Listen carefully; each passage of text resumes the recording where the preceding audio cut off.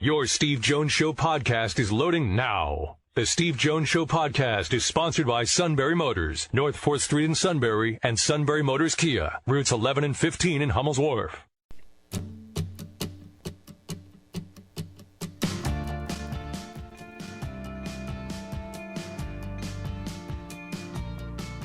All right, welcome back. Today's show brought to you by our good friends at Sunbury Motors, 4th Street in Sunbury, Sunbury Motors Kia, routes 11 and 15 in Hummel's Wharf, and online at sunburymotors.com. Ford, Kia, Hyundai, the best in new inventory, great pre-owned inventory with the Sunbury Motors guarantee, and a terrific service department that backs it up every step of the way, whether it's routine maintenance or whether it's something that's far more difficult. They can handle it all at Sunbury Motors, 4th Street in Sunbury, Sunbury Motors Kia, routes 11 and 15 in Hummel's Wharf, and online at sunburymotors.com. I'm very pleased to be joined by Bob Pockrass as we talk about NASCAR getting back into high gear with the Daytona 500. Bob, welcome. It's great to have you back on the show. It's great to be here. Looking forward to a great weekend with the Daytona 500 on Fox on Sunday afternoon. Yeah, it should be terrific, obviously.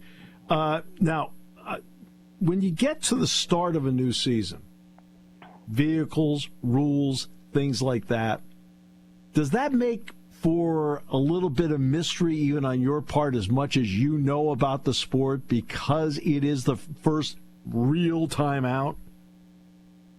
Absolutely. Not just because they haven't been raced in a few months except for a little bit at the Clash, but you talk about drivers working with new crew chiefs, drivers working with new spotters, the people who stand on the roof of the suites, helping guide them through the race. You know, that type of chemistry between a driver and a spotter often takes time, and many of them have new ones for this race on Sunday. Then many of the cars have changed a little bit of the design of the nose of their car, and so they don't know exactly how it's going to race. They might learn a little in the duels tonight, but really they're going to do most of their learning during the first 175 laps of the Daytona 500 and hope to put what they learned into practice for those last 25 laps. You got Joe Logano and McDowell. They're in the front row for the 500. Now, it's qualifying, but what did you see from their cars and also how they handled the qualifying part? I saw their cars being fast, and maybe a little bit of a surprise because Hendrick-powered engines and Chevrolets have won the last 9 poles for the Daytona 500, but they certainly look good.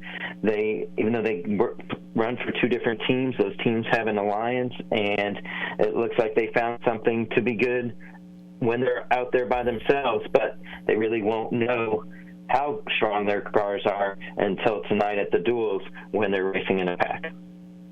How interested are you in the marriage between crew chief and driver of the new ones? Which ones, to you, want to see if they click right away or not? I think the most intriguing one is Josh Berry, a rookie who replaced Kevin Harvick, working with a veteran crew chief in Rodney Childers, who was Harvick's crew chief, who has won many, many, many races. Childers known as one of the smartest crew chiefs in the garage, and he was a former driver himself, a former short track driver, which is the roots for his new driver, Josh Berry. So really interested to see how they work together. There's a lot of hope that kind of their common roots will pay dividends right away. Was there a breakup in the offseason that surprised you? Not too much. I think the biggest break that surprised us in the offseason, but was announced way before, is the fact that Jimmy Johnson's Legacy Motor Club moved from Chevrolet to Toyota.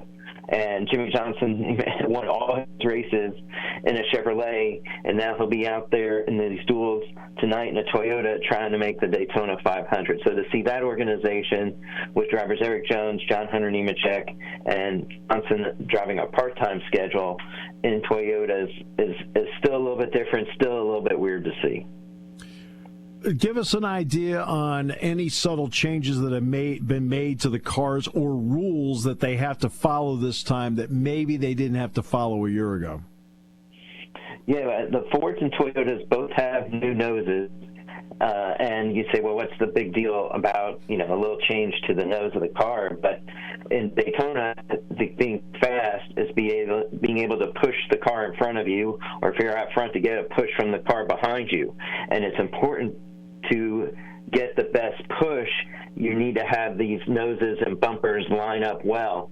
And the changes to the Fords look like maybe they don't line up as well in hopes of running better at other tracks, but maybe not to be as good at Daytona. So I think that's what everybody will be looking for tonight. All right, so I want to talk about the track itself. Every track has its own personality. What's always been the personality, in your opinion, of the Daytona International Raceway?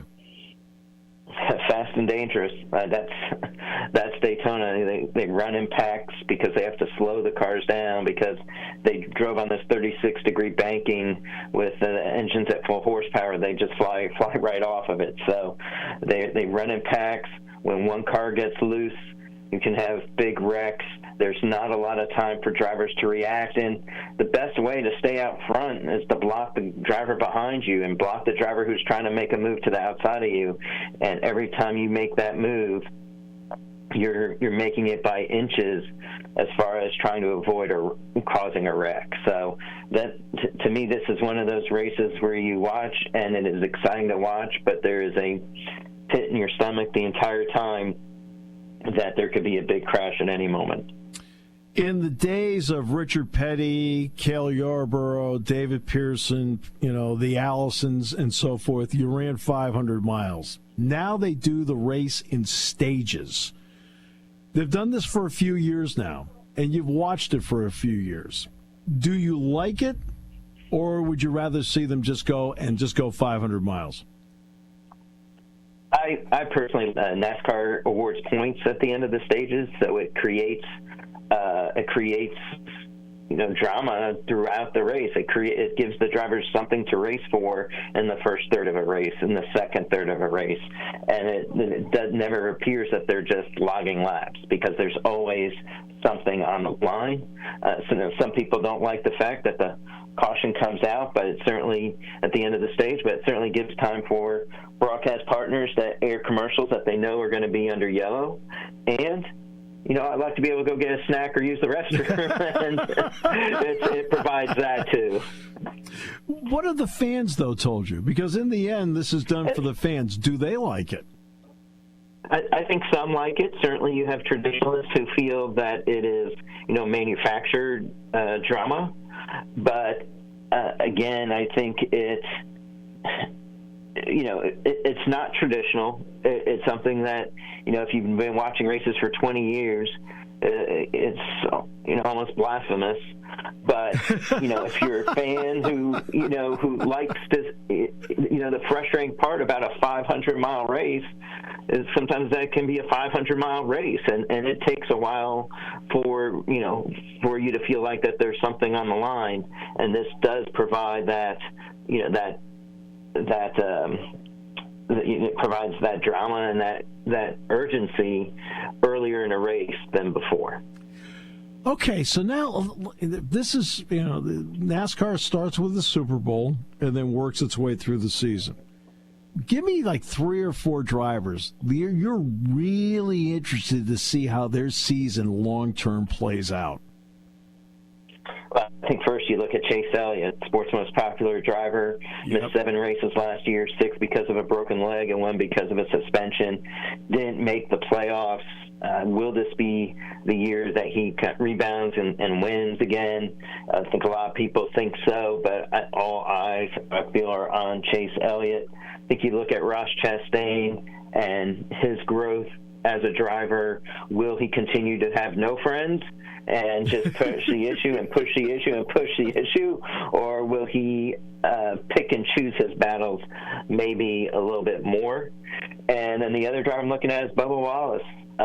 Strong top 10 in points last year, but still kind of seeks them more consistency when it comes to running up front and winning. Give me an under-the-radar driver, in your opinion, that maybe a lot of people don't know a lot about, but could start to make an impact this season.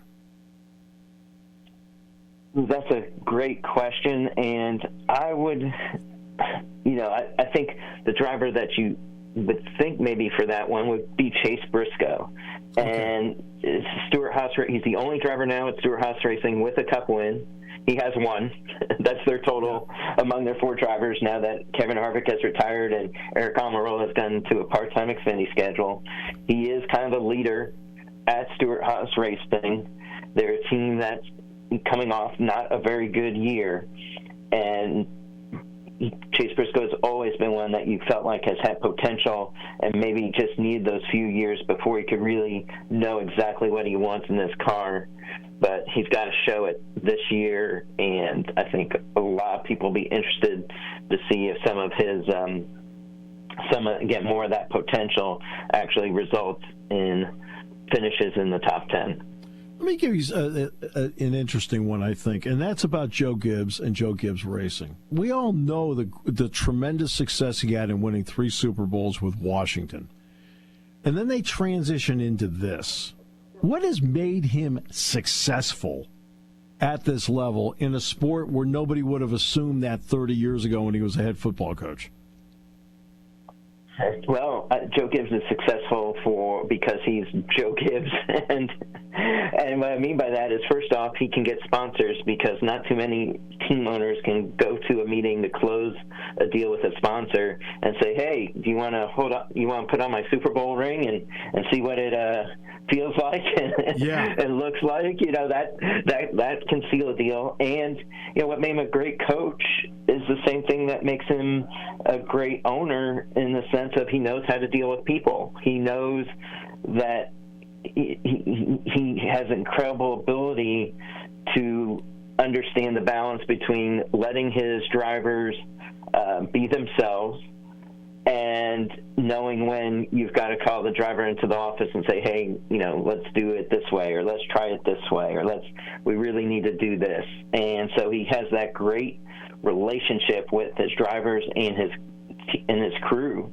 that he knows when he needs to show his leadership and when to let them be them. And I think Sheldon Creed's going to be one of his drivers this year, right? Yep, I'm going to be one of those in the Xfinity Series. Yep, sounds great. Hey, thanks so much. Appreciate it, Bob. By the way, your pick to win is? Denny Hamlin. That's a solid one. Appreciate it, Bob. I think he's going to win number 4. Yep, that's right. Thanks, Bob. Bob Pockrass joining us. Daytona 500 coming up. That time of the year. Super Bowl's over. Time to race. Today's show brought to you by Sunbury Motors here on News Radio 1070 WKOK.